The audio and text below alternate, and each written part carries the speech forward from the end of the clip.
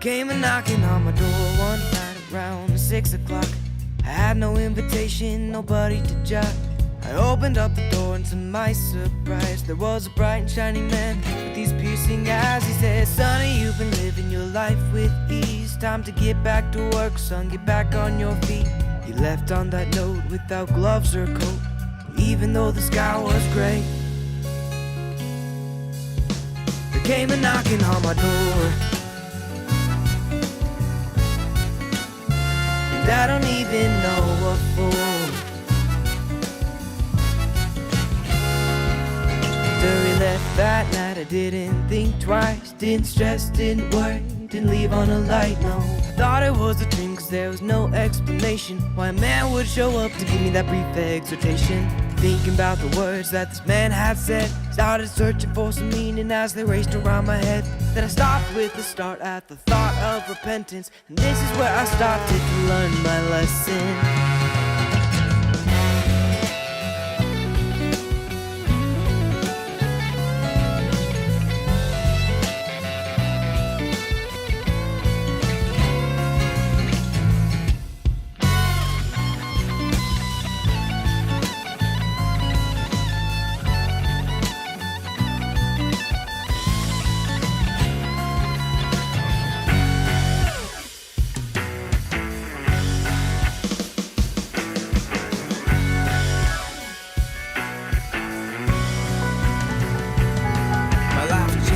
So many ways, started working, started earning, got a job, making minimum wage. Now I praise the Lord for the life that He gave, for the pain and all the suffering, for my soul that He saved. Now I'm walking around, talking aloud, preaching the town.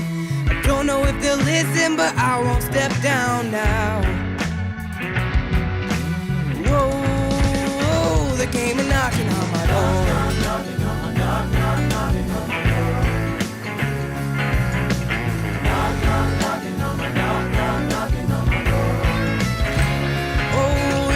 Wake up call for my life to begin. Thought I was doing fine, turns out I was drowning. Knocking on my door, knocking on my door. Oh, they came a knocking on my door.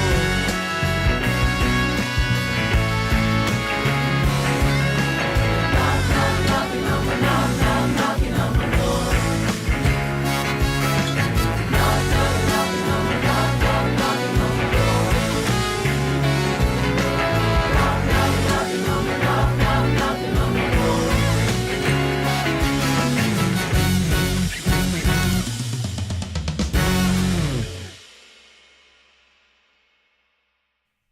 Well, good day, ladies and gentlemen. Happy Friday to you. Glad that you're along. It's Freeform Friday, which means I get to talk about whatever I want to. So we're going to talk today about politics and religion. You know the old saying, right? Those are the only two things you're not supposed to talk about. Well, you're going to talk about them because that's what we do. And those are both two big issues happening in the world today. So we're going to talk about how to talk about those things. But first, a couple of other things to kind of warm us up and get us going. Hey, Christian Cross. I don't know that I've ever seen your name on here before. Welcome. Glad that you're here. Hey, Lewis, Nathan, and Dale. Good to see you all as well. So it's the first Friday here of April. That means we are one quarter into the year of our Lord 2024. And if you were with us at the beginning of the year in January, I challenged you to think about some of the basic aspects of our lives, dealing kind of with our body. Because remember, this is the one tool we have to interact with the world. This is the one tool we have to do anything. We have our inner man, we have our mind, but our body is what actually gets the stuff done that our mind thinks of. Now, maybe that's going to change with the Neuralink, and it is pretty amazing. Did y'all see that? The guy, the first real test case, did he play a video game and compose some, I don't know, X posts or something with just thinking about them?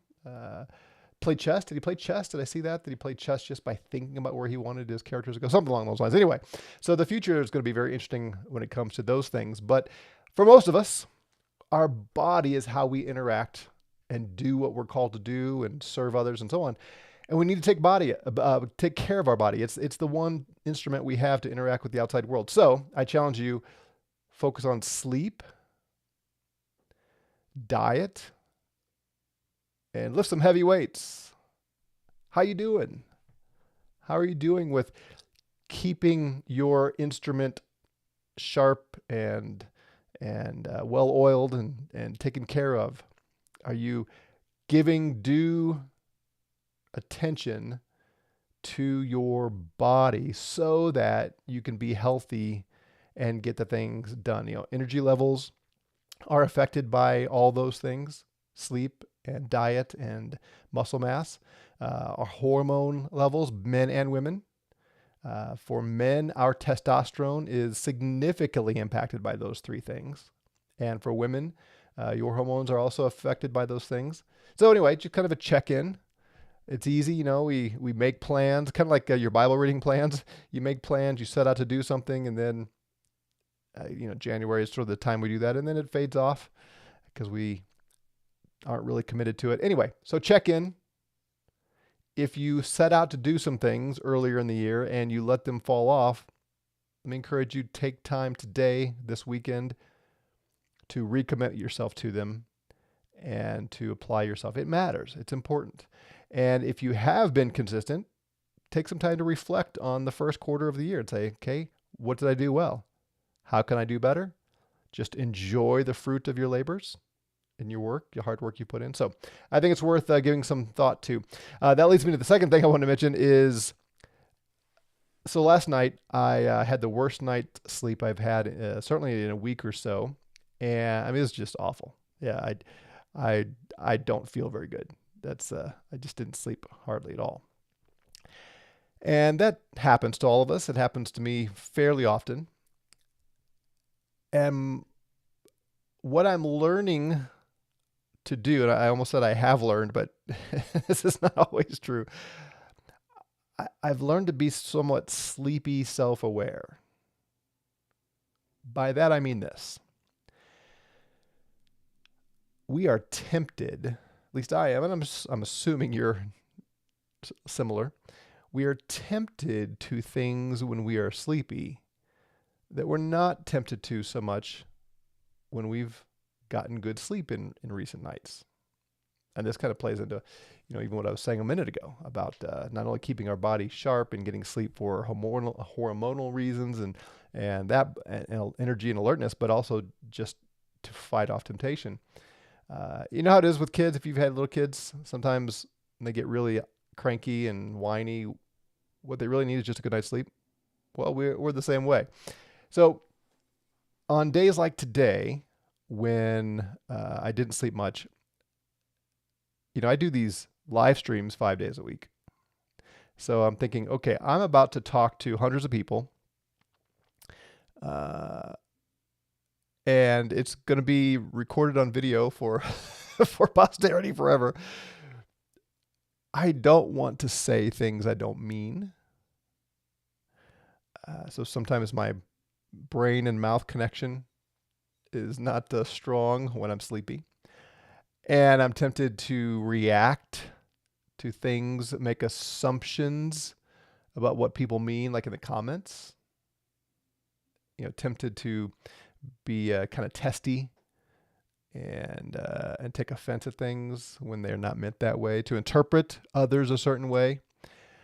Tempted to not do some of the things I should get done because I'm tired, I'm sleepy. Now, I'm all for naps. I like naps. So that I don't count that as unproductive. Actually, that helps me be more productive. But you know what I mean? The temptation to just need to sit and veg and the extra energy it takes to do the things you need to do. We got to be aware of those things. And one of the things I try to do in mornings like this is just take a few moments and just admit it. I'm tired. I'm sleepy. and think about the people I'm going to interact with today. I'm going to interact with my wife and my son, his wife. And we typically have Friday pizza and movie nights here as a family, and sometimes we have some close friends who are like family come over and join us, and I'm going to interact with them, and I'm going to interact with you. And I tend to take some time and say, okay, I'm sleepy.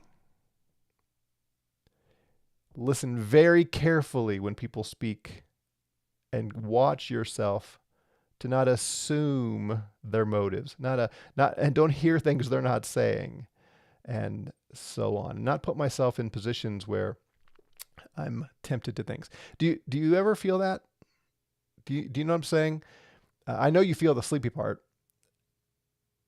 Do you give attention? Do you take time to make sure that you are in control of your thoughts and your words when you're tired? Now, there are other stimuli for this kind of thing. It may not always be sleepiness.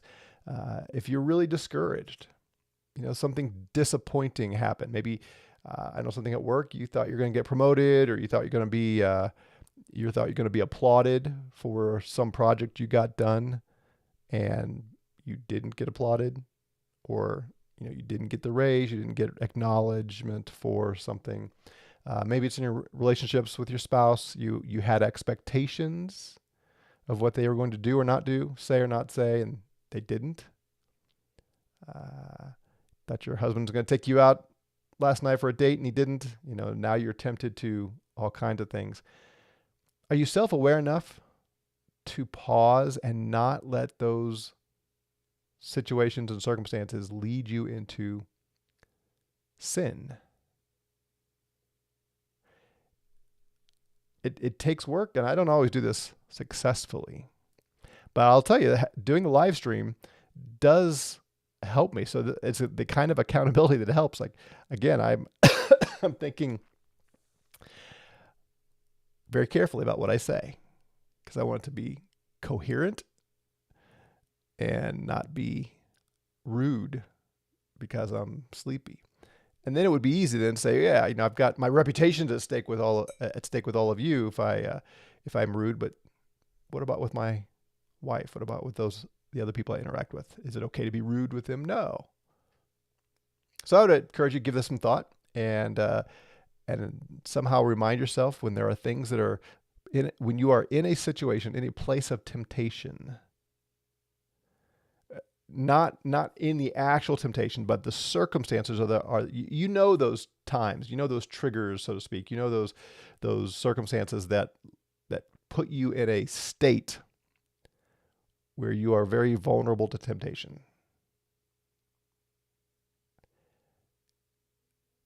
Prepare as you enter those situations. Prepare yourself for the temptations that will come. And you will sin less, and you will offend people less, and so on. Anyway, any thoughts? Anybody listening to this today have any thoughts? Well, that leads me to the larger topic that I wanted to discuss. We are tempted to sin when we talk about religion or politics, whether we're sleepy or not, whether we're discouraged or not. For some reason, these two issues are the proverbial landmines when you're, especially family. We the proverbial don't talk about these things like at Thanksgiving or Easter, because you're going to have a lot of folks around who have strong opinions and disagreements, and but even with coworkers and neighbors, these tend to be inflammatory topics. And as Christians, we must talk about them. We must. They're both important. And we represent Christ. And these topics must be addressed. So we've got to figure out how to do it and do it well. And, here in America, for the next, how many months? 7 months. You are not going to be able to escape political discussion. I don't think you're going to be able to. So let's think through how to have these conversations as Christians. So one question that comes to my mind is, why is it so hard? Why is it hard to have these discussions? One reason is, I think, most of us speak about these things with strong conviction. If you are talking to a family member who is not a Christian, or who is a different flavor of Christian from you, in the sense of, so I'm doing this series, excuse me, I still have this lingering cough from the sickness I had weeks ago, but it still catches me when I talk. We're doing this series now on New Covenant theology. Well, obviously, I disagree with folks who come from a covenant theology or Reformed theology background. And I disagree with those who come from a dispensational theology perspective. I disagree. I think they are wrong in much of their understanding of the Bible. Well, guess what? They think I'm wrong. Right? So we're in the same position. We believe the other person is mistaken. They are wrong. When we have these conversations, though, we tend to speak with such great conviction that it provokes a response in the other person. We have this term that we use called being defensive. You've been defensive. You've probably been defensive this week. If you're married, your spouse has probably been defensive this week. Your kids, maybe, coworkers. Think about that word defensive. What is implied if you are defensive? That's not rhetorical. Think about it, and then I want to see your responses. What is implied when you get defensive? Now, I'm trying to be Socrates here and pull out a certain answer. So I don't know if my question's going to provoke it. So Lewis says offended. Okay, good. There's one specific word that I'm looking for, and if nobody gets it here in a moment, I will give you another clue that I think will provoke the right response that I want. All right, so let me say it this way. If you feel the need to put up a defense, what causes that? What causes us to put up a defense?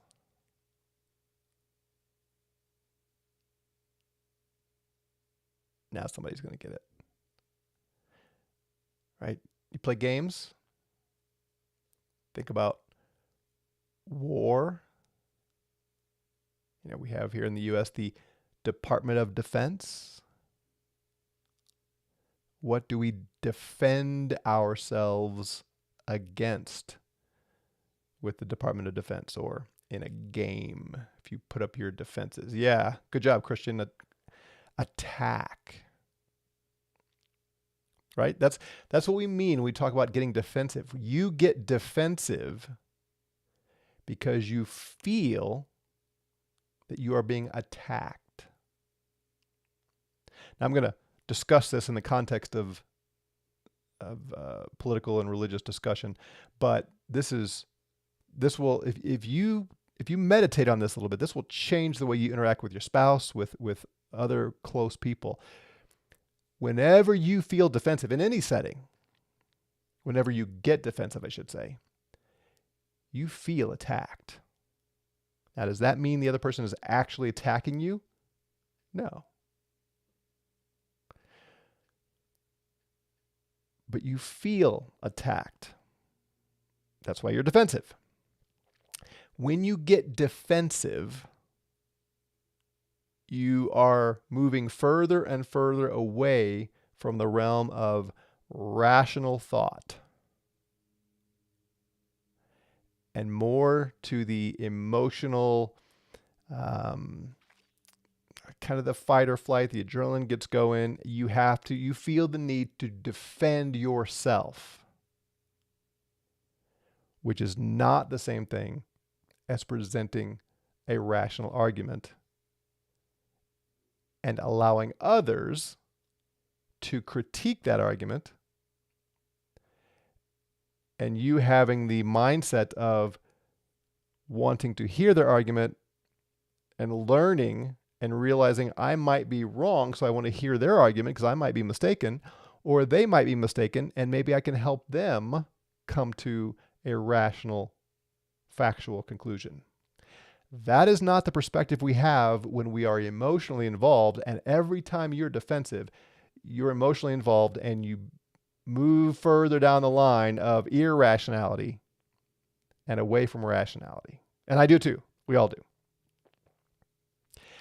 Again, I have a context for this, but that truth, if you can let that settle into your mind, your relationships, how you interact with your wife, if you're a man, or your husband, and your children, you'd be amazed at how often you feel defensive and how often you add to the problem because you feel attacked, even though you're not actually being attacked. So, when we talk about politics, we talk about religion, or anything where there's disagreement, try to grab control of your emotions there. And when you get defensive, say, whoa, in your own head, wait. Am I being attacked? Now, the other person is speaking with great conviction, and they disagree with me. But is he attacking me? Does he want me to be injured? Is that the goal here? Is that the goal? Is he really seeking to do me harm? Is that why he is saying what he's saying? Right? I am arguing for new covenant theology, and my I want to call them opponents. See how that works? My partner who disagrees with me is challenging some of my statements. Does he really want me to feel harm? Is he looking to tear me down? Now, sometimes that's true, but we tend to jump there instead of saying, no, they just disagree, and that's okay. Closely associated is, how often do you speak as though you can read someone's mind? Yeah, Anne says feelings are so unreliable, it would seem. Yeah, they are reliable to convey how we feel. That's about it. As far as the trustworthiness and the truth of things, feelings are not a good guide, right? How often are you convinced you know the motive of someone else's action or words? You know what they mean. No, they really do mean to hurt me. They really don't care about what I think. This is why they said that. This is why they said that. This happens to me all the time in the comments. Not so much the chat here, not the live chat, but in the comments. And as a professional teacher and preacher for 27 years now, this happens all the time. People hear things I don't say. They assume they know why I'm saying it. And then they jump on me. At least that's how it feels. Because they're convinced, yeah, you said this, but here's what you meant. Here's why you meant it. Like, no, I didn't mean that at all. If you can stop reading people's minds, especially in politics, do you really know the motive for our politicians? There are, and this is why the news and social media is so bad. People say inflammatory things because their financial well-being is contingent on the clicks and views they get and so on, right? Getting a following, getting clicks.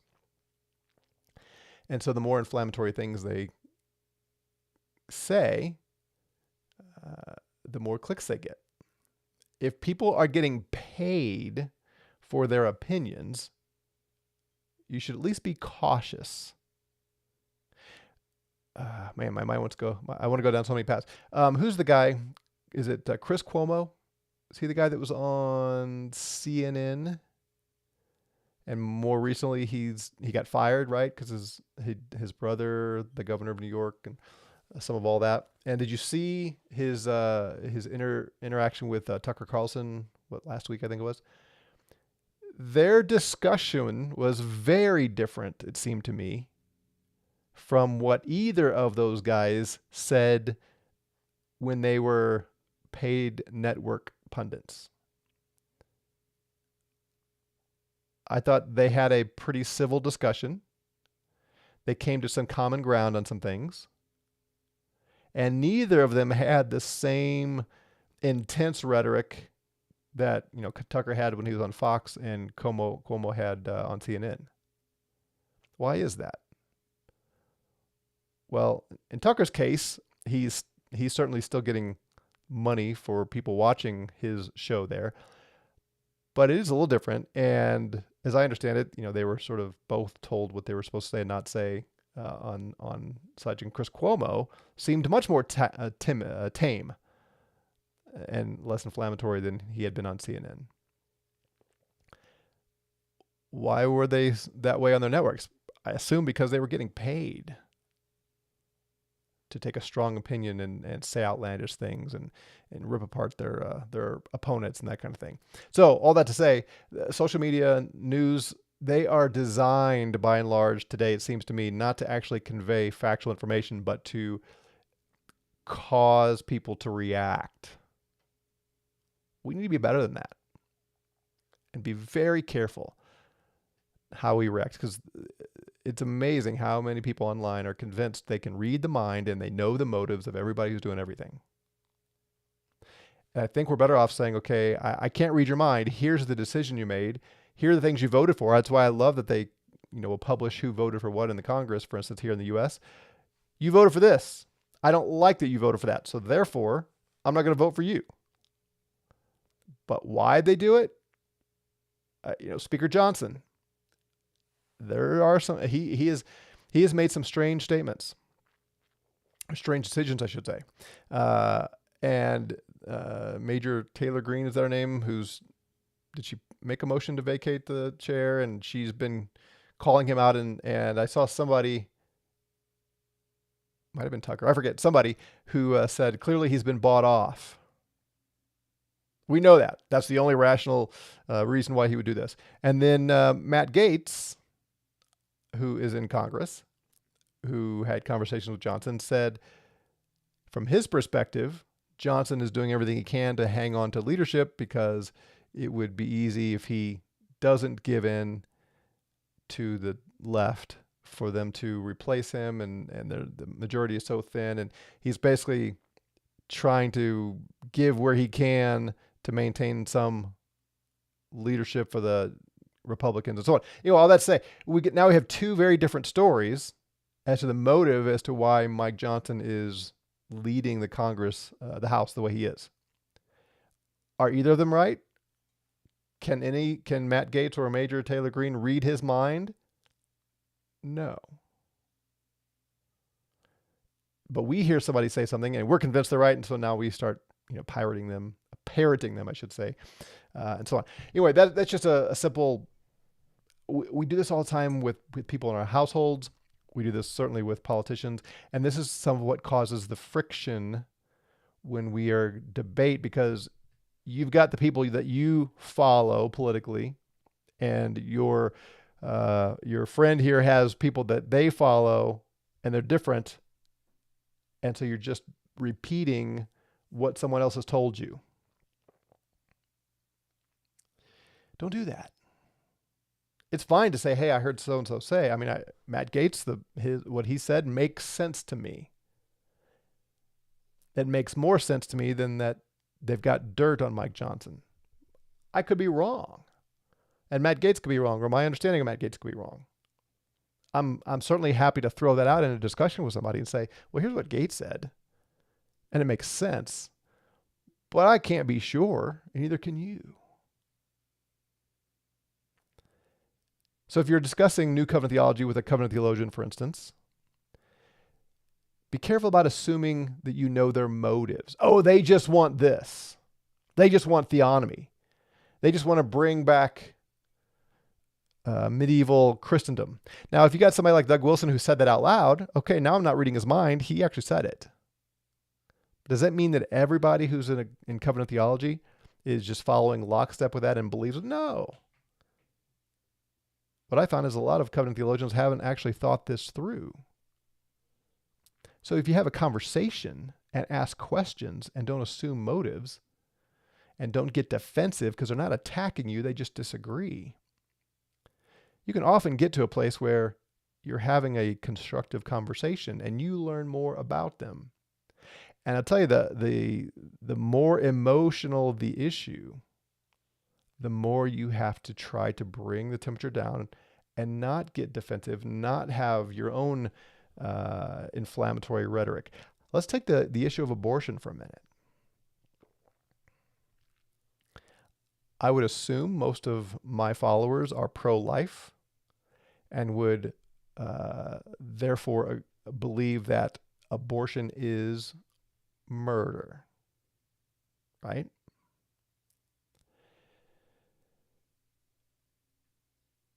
Very few of the pro-abortion people I've talked to in my lifetime believe that it's murder. And what pro-lifers tend to do is say, you're committing murder, and therefore you need to go to prison as a murderer. And we who have no ability to enact a law to that end, all we do is argue about it. So we're arguing to someone who doesn't think it's a murder, and we're telling them they are murderers. Where is that going to go? Where is that going to lead? Is that going to lead to persuasion? Are you going to be able to persuade a pro-abortionist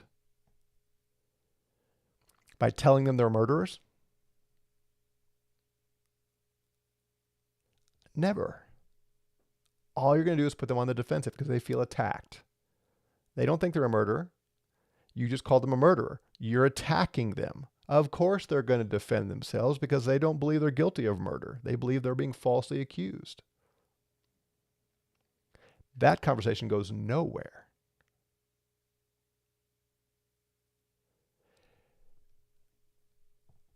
Have a conversation. Be willing to hear the perspective. If they are convinced evolutionists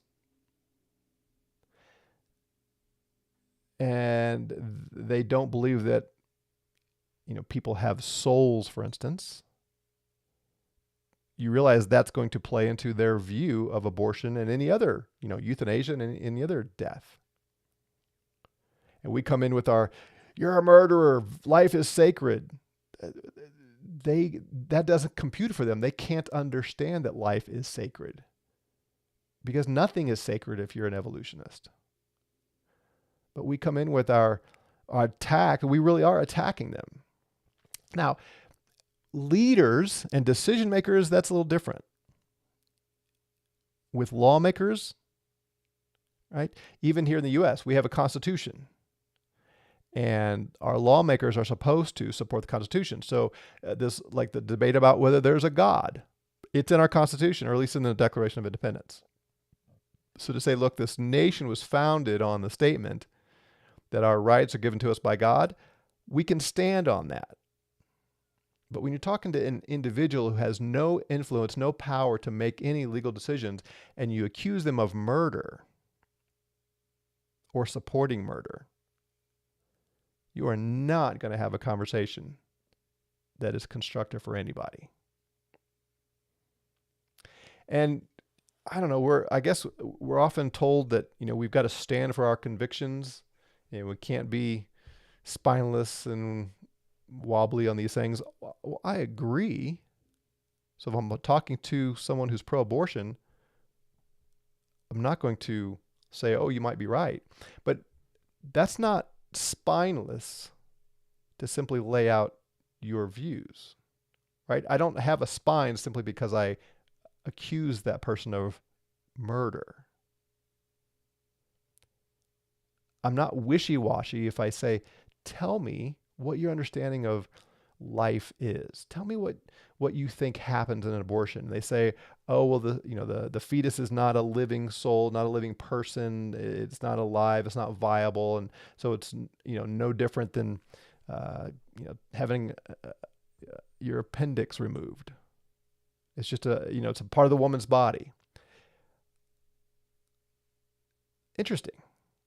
So at what point do you see that part of the woman's body becomes its own body? Where do you see that? Is it at birth? And why? Then, you can have conversations about that. And you might actually get somewhere because you might show them, I value you as a human being, which is my conviction that human beings are valuable.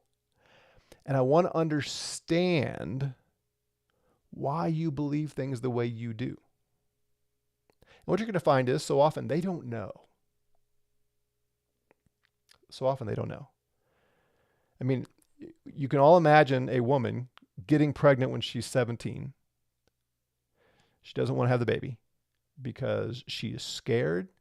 She doesn't think she's capable of being a mother at that age. She's fearful for her future financial situation. She's embarrassed and ashamed because it's obvious now that she had sex when she's not married. And even though all the rhetoric of the culture says that's fine, she still feels shame because that's how this all works. I mean, you can imagine all the emotional things going on.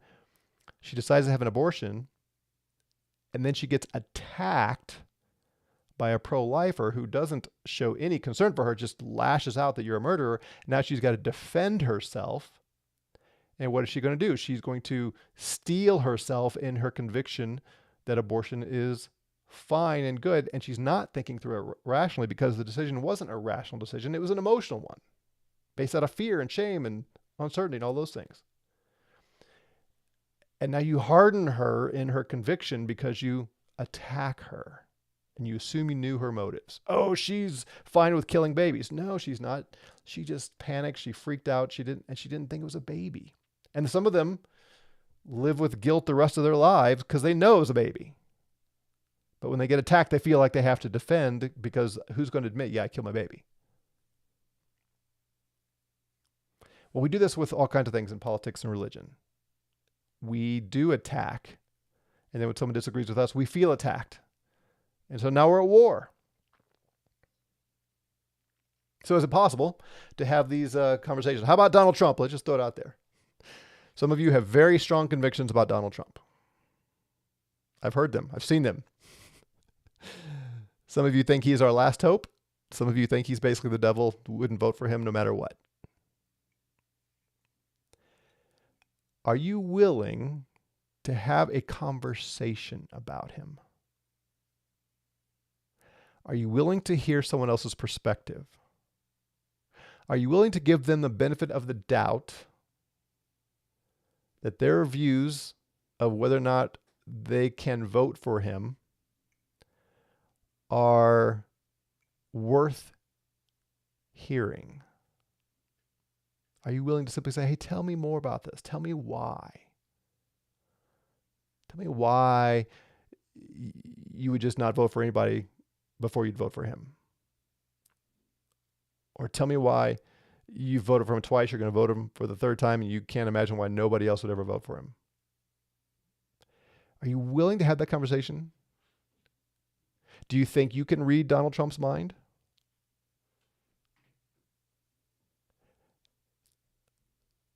Well, I'm Time is fleeing. Last 2 points real quick. Number 1, you can have these conversations, and you can't control anybody else, but you can control yourself. Refuse to let this become an argument, a contentious argument. You can refuse to let that happen. I'm going to ask you questions. I'm going to share my beliefs. But as we do, you can get as animated as you want, but I refuse to let this become a contentious argument. You can do that. You can do that. It takes work.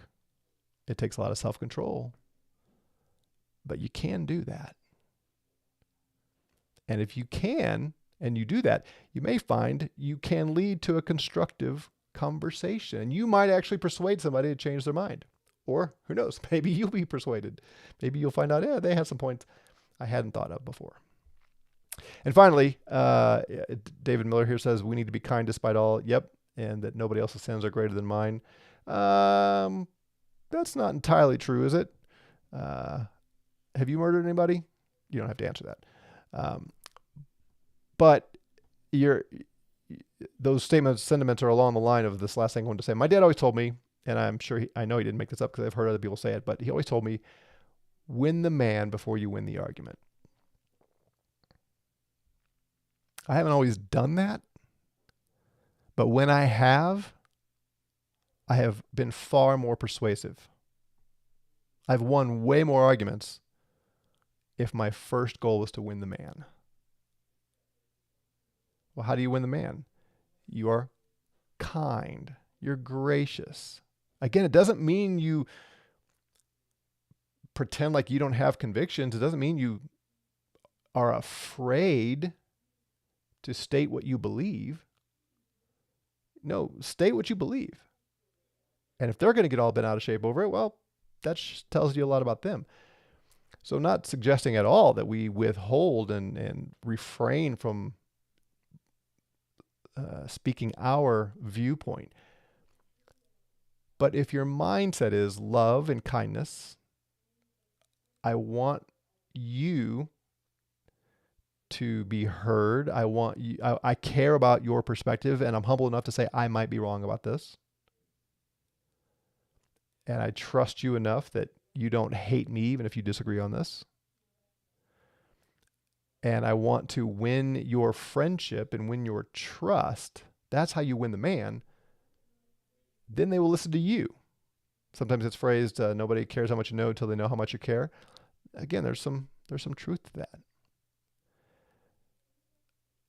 So give it some thought. Give all this some thought.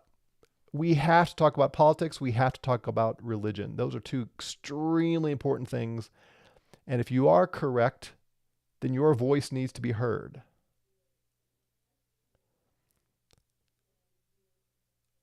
Don't shy away from the topics, but do so as a believer who is filled with the Holy Spirit, who shows grace and kindness, and is concerned about what is true, but also cares about the person that you're discussing this with. All right, our time is way up.